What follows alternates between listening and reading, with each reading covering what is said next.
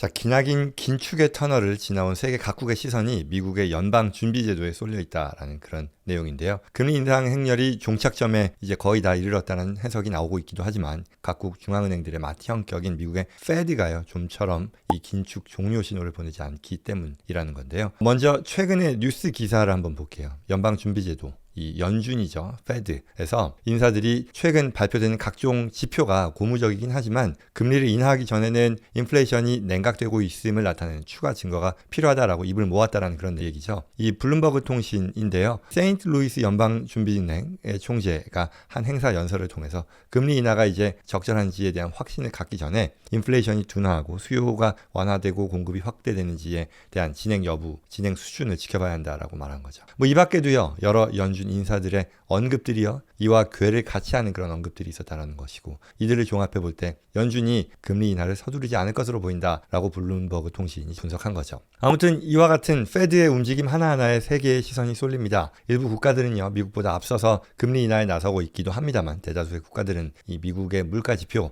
그리고 고용 지표를 속보로 보도하면서 이 페드의 피벗이라 그러면 통화 정책을 전환하는 것을 말하죠. 금리를 인상하다가 낮추고 이런 전환을 말하는데 그 시점을 가늠하기에 바쁜 모습이다라고 합니다. 달러의 패권이요 예전 같지 않다는 평가도 가끔씩은 나오지만 여전히 세계에 막강한 영향력을 가지고 있는 페드인데요. 오늘은 금리가 어떻게 내려갈 거냐 말 거냐 앞으로의 전망에 대한 얘기가 아니고 이런 엄청난 영향력 세계 시장에 갖고 있는 이 전 세계 금융 시장을 주도하는 페드에 대해서 간단히 한번 알아보려고 합니다. 네, 첫 번째는요. 페드가 언제 생겼냐에 대한 건데요. 페드는 페더럴 리저브의 약자이죠. 1913년 12월 23일 입법된 연방준비법에 의해 설립되었습니다. 미국은요. 1776년 영국으로부터 독립하고 중앙정부를 세웠지만요. 금융 권력의 집중을 우려한 여러 주 정부들의 반대로 연방은행 설립은요. 늦어졌습니다. 그러나 이제 그 이후에 영국과 같은 이 여러 유럽의 중앙은행들이 공격적인 금리 인상을 하던 시기에 신흥국이던 미국에서 대규모의 자본 유출 사태가 발생한 시기가 있었어요. 그게 한 1907년도에 있었는데 이때 말하자면 1907년도 이 미국의 은행 패닉이라는 현상이 있었다는 거죠. 그때를 계기로 미국도 중앙은행을 설립할 필요성을 느끼게 됐고요. 그 뒤에 1912년 대선 당시에 중앙은행 설립을 대선 공약으로 내세운 우드로 윌슨 대통령이 당선되고요.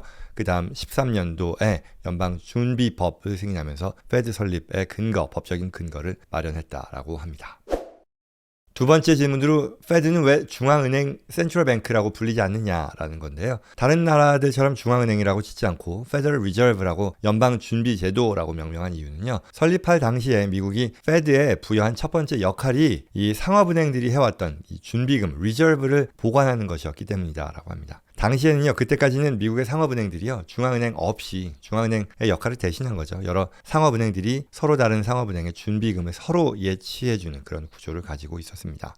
예컨대 A은행은요, B은행의 준비금을 예치하고요. 또 B은행은 또 C은행에 예치하고 또 C은행은 다시 A은행에 준비금을 예치하는 그런 방식이었던 거죠. 하지만 이런 구조가요, 하나의 상업은행이 무너지고 나면 다른 은행이 이제 연쇄적으로 자금 조달에 어려움을 겪게 되는 그런 상황, 파급 효과로 이어지게 되다 보니 이러한 준비금을 관리하는 별도의 기관 창설이 필요하게 됐다라는 그런 얘기였죠. 그래서 이렇게 해서 이런 배경에서 생긴 기관이 페드였기 때문에 이제는 준비금, 그 리저브 관리 외에도 기준금리를 결정하는 것과 같은 전통적인 어떤 중앙은행의 역할을 수행하고 있지만 그럼에도 기존의 명칭인 페더럴 리저브라는 명칭을 유지하고 있는 것이다라고 합니다.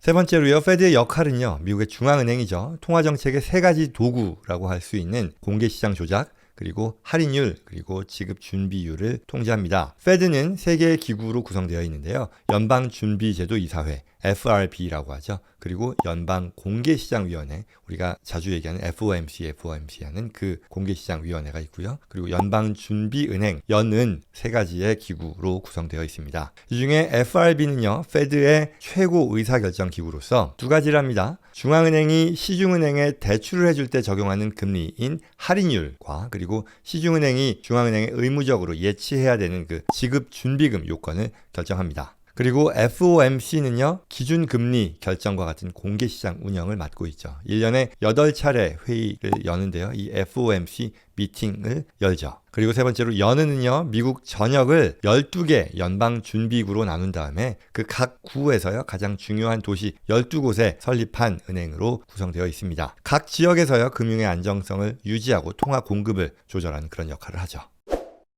자, 다음으로 페드 의장의 선정 방식과 임기, 역할에 대한 질문인데요. 페드 의장은 페드 이사회 격인 이 FRB 7명의 이사 중에서 결정이 됩니다. 이 중에서 이제 결정이 되면 미국 대통령의 지명을 받고 또 미국 상원의 인준을 거쳐서 최종적으로 임명이 되죠. 총 임기는 4년이고요. 연임도 가능합니다. 이 페드 의장은요, 동시에 FRB의 의장을 함께 맡게 되고요. 앞서 얘기했던 그 FOMC 회의요, 8번 열리는 그 회의를 개최하게 됩니다. 그리고 이 페드 의장의 법적인 의무는 아니지만 FOMC 미팅을 한 직후에는요, 기자회견을 통해서요, 대체로 이 FOMC의 통화정책 결정문에 대한 설명, 그리고 또 기자들의 추가 질문에 답변하면서 향후 이 통화정책 방향에 대한 어떤 시장 혼란을 줄이고 방향성을 더 구체적으로 제시하는 그런 역할을 맡고 있기도 하죠. 그 밖에도 이 페드 의장은요, 주요 기업가, 이코노미스트, 그리고 시장 전문가 등 어떤 경제 전문가들의 의견을 취합해서요, 의견을 종합해서 작성하는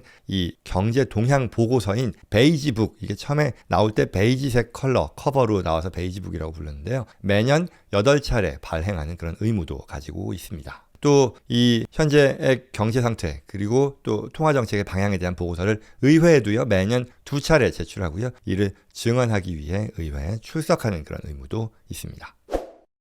그 다음으로 FOMC의 구성과 역할에 대해서는요, 이 FOMC는 기준금리죠. 가장 우리가 뉴스에서 많이 접하는 건데, 와 같은 통화정책을 논의하는 기구입니다. 매년 8회의 회의가 이 위원회를 중심으로 개최되고요. 토론해야 할 주요 사안이 또 있다 그러면 8회 이상으로 열리기도 하는데요. 전 세계가 아시다시피 아주 두 눈을 부릅뜨고 이 미팅이 열리는 것, 그리고 결과에 주목하죠. 소속 위원은 12명으로 구성되는데요. FRB 이사 7명과 연은 총재 5명이 포함됩니다. FRB 7명의 이사와 이 뉴욕 연은의 총재는 항상 이 FOMC의 일원으로 참여를 하는데, 나머지 4개 자리가 비죠. 이거는 다른 11개 지역의 연은 총재들이요, 1년의 임기로 돌아가면서 참여한다라고 하네요.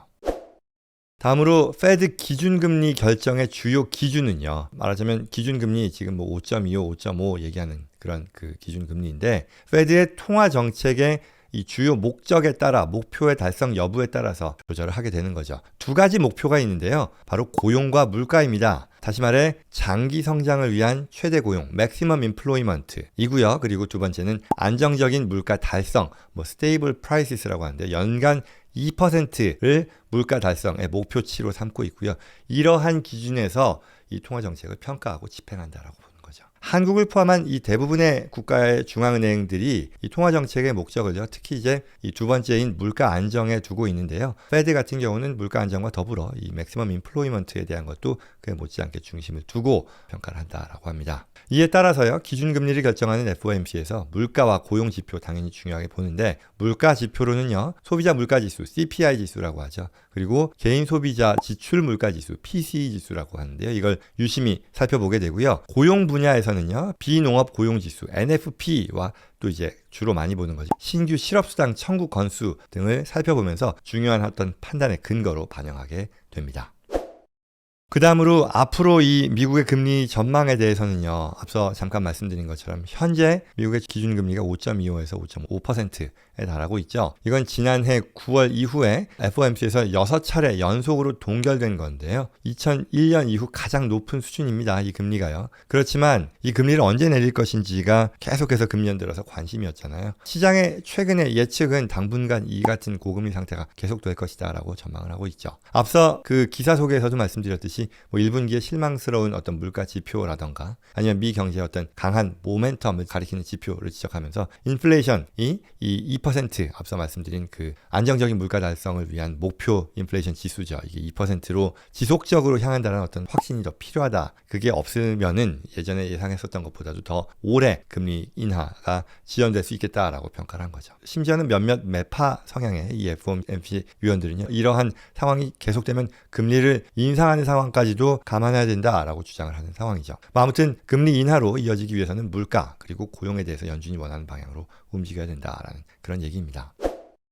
그 다음으로 미국 기준금리에 전 세계가 집중하는 이유가 뭐냐라는 걸 텐데요. 페드가 결국 전 세계의 기축통화라고 할 수 있는 미국 달러의 통화량을 조절하는 유일한 기관이기 때문일 텐데요. 페드가 기준금리를 변경하면요. 전 세계 달러 자금도 연쇄적으로 이동하게 되는 거죠. 그렇다 보니 뭐 각국의 환율, 그리고 뭐 시장, 무역 수지 등도 연쇄적으로 영향을 받게 된다는 거죠. 예를 들어서 뭐 페드가 기준금리를 올린다라고 하면요. 이자 비용이 올라가니까요. 달러가 이제 회수되면서 신흥국에서는 달러가 미국 쪽으로 몰리니까 자본금 유출과 같은 그런 사태가 발생할 것이고요. 그러면 이제 신흥국 환율이 올라가고 또 수입 가격이 상승되면서 무역 수지가 감소되고 또 경제에 악영향을 받게 되고 물론 반면에 뭐 환율이 올라서 수출이 늘어서 좋아진다고 그런 보는 경우도 있겠죠. 아무튼 이러한 리스크를 줄이기 위해서 각국에서 미국과 같이 기준금리를 같이 높임으로써 이 자본 유출을 막는 그런 움직임이 이어지겠죠. 뭐 그런 연쇄적인 움직임의 한 사례일 수 있겠고요. 반대로 이 페드가 기준금리를 낮춘다거나 아니면 양적 완화를 선택한다고 하면 돈을 풀어서 경기를 활성화한다는 그런 얘기잖아요. 그렇게 되면 이외 국가들이 금리를 동결하거나 인상을 나설 수가 없죠. 그러면 자국 기업들만 이제 고금리 부담을 지게 되니까 경제 성장에 있어서도 또 제동이 걸릴 수 있는 거니까. 뭐 여러 가지 사례가 있을 겁니다만 아무튼 미국 중앙은행의 정책이 세계에 미치는 영향이 어마어마하기 때문에 세계가 이 미국 기준금리의 움직임에 주목할 수밖에 없다라는 그런 뭐 내용이겠죠. 그래서 지금까지 뭐 미국의 중앙은행인 페드에 대한 소개, 페더럴 리저브에 대한 소개,